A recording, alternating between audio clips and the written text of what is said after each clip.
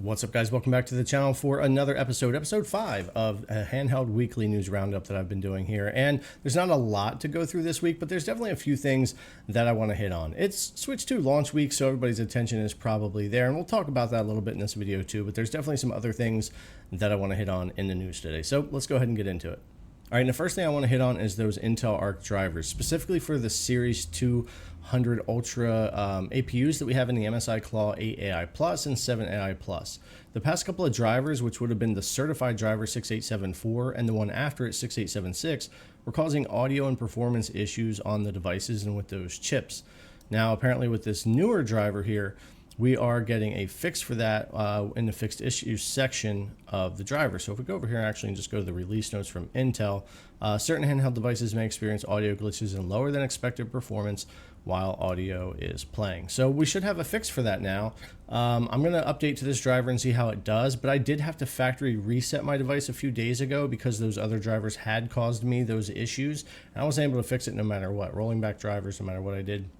DDU, whatever, reinstalling audio drivers, I did everything. Nothing would work, so I had to do a factory reset, which I was due for anyways. But if you were still using the two drivers that were causing the issues, and you update to this and it fixes your issue, maybe make a comment down below so that we know that, because even though I'm going to install this because it has Stellar Blade support and that game's coming up to test, I'm not upgrading from one of the broken ones now since I was factory reset and I stayed on one of the older drivers. But anyway, Intel moving pretty quickly, it looks like, to fix the issues that they caused a couple of drivers ago here for us. So we've had like 3 drivers out in the past like 7 to 10 days from them.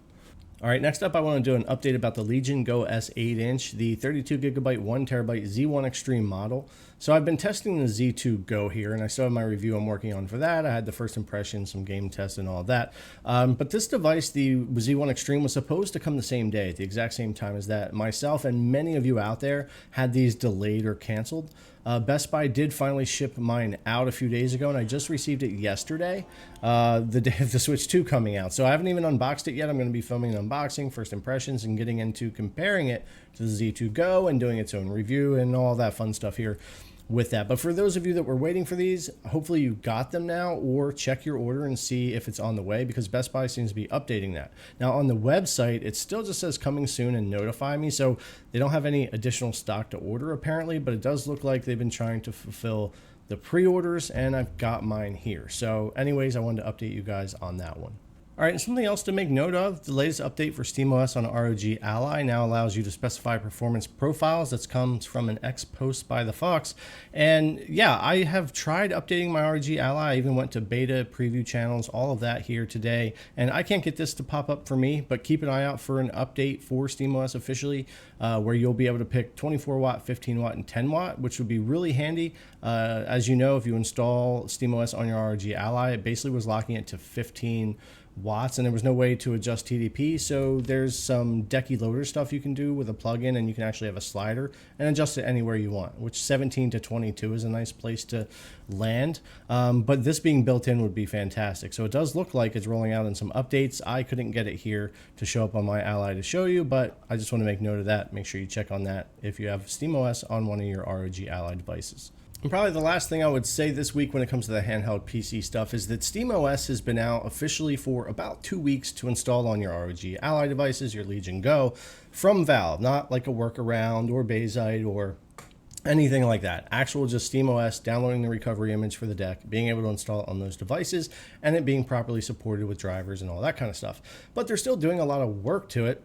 There's still a lot of updates to do and that type of thing, but they do have a lot of stuff going on there. They have their own compatibility kind of set up, so they've got these blue check marks instead of green check marks when it comes to compatibility for those two devices, which I think is pretty nice and shows their intent and their kind of like official, hopeful long-term support of keeping SteamOS updated and working properly on these devices that we can install ourselves. And it does seem like, even though it's probably a smaller team that continues to work on this stuff, that they are keeping it up to date. And it does appear just by looking around that for the most part, how people are experiencing SteamOS on these devices versus what their experience was on Windows, while SteamOS has its own drawbacks and flaws, it definitely helps with game performance and battery life, enough so that if it supports all the games you want to play, it might be something that you want to look into. But yeah, it looks like it's pretty successful so far, and kudos to Valve for really following through with this, getting SteamOS out on more and more devices, and I think this is really just the beginning. So we'll see how Windows responds in the next year or two as they're working on their own stuff, because we really want to see something on that side. I'd love to see some more ease of use, but continue that Windows compatibility of pretty much able to run all the games with no problem.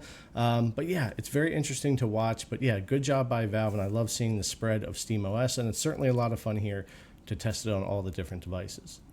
All right, and as we usually do, we'll wrap up the news this week with Switch 2. I've been getting some Switch 2 stuff in every week at the end of the video, and this was launch week. I went Wednesday night or Thursday morning, whatever you want to call it. I went to the midnight release at my local GameStop. There was a ton of people there. It was a lot of fun. Everybody was really excited, and it looks like they've just been selling a ton of these at launch, but Nintendo also did a really good job front-loading these things, having them ready to go in-store at launch. I do believe they had more in-store stock for this thing than they did online.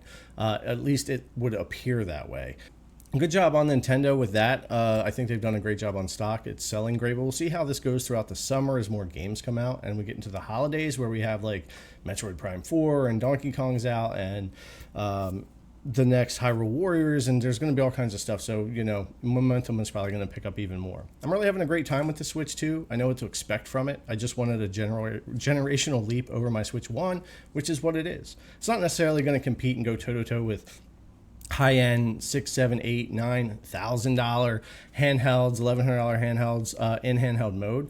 Docked, though, the thing is very impressive. The NVIDIA chip is very capable, but we're putting it at such a low TDP when in handheld mode, like 10 watt total system power. So that has to mean what? 5, 6, 7, 8 watts TDP. I mean, you've got to be running the screen and everything else in there. So what it's capable of when you look at it from that perspective, it's pretty insane what they're able to do even with a game like Cyberpunk. It's not perfect, but the way that it is actually running on here at either quality 30 or my testing at performance 40, it does have skips, dips, and stutters and things here and there, especially if you get into Dogtown. But when I dock it, it's of course much better than that. But it's just interesting with such low power what they could do with this. If they would have made the Switch a little thicker, or maybe found a way to give it a bigger battery and just give it a few more watts in handheld mode, it would have been pretty sick. But this is what we have, and I think it's very capable. And I think for anyone that wants to play Nintendo games better than they really have ever played them, I think we're going to get some fantastic stuff. And it does feel like that next step up from the Switch and Switch OLED as far as its design capabilities and all that. But yeah, it's going to be a different story when we start looking at all these new handheld PCs. But it sure does make the handheld scene very interesting and very fun to look at and to be into. But anyways, guys, we'll leave it there. I'm having a blast with my Switch 2. We'll see how things go over the next few months with it. We'll throw out a few more videos. We'll do some comparisons. I mostly want to focus on the PC handhelds here, but I definitely want to incorporate some of that as well, because I think people are going to be interested to see some of that kind of stuff. And don't forget about those Intel drivers. We should have a fix now with that new driver that's out today. And if you're running SteamOS on your ROG Ally, check and see if you have an update that maybe allows for those performance profiles that apparently are showing up over there. I'll be checking mine again and messing around there. But anyways, guys, I had to go unbox and film for the Legion Go S Z1E Extreme and get into some more videos for that, plus the Z2 Go, the Legion Go, and many more things that are on the way. All right, as always, thanks a lot for coming to watch. I really appreciate it, and I'll see you in the next one.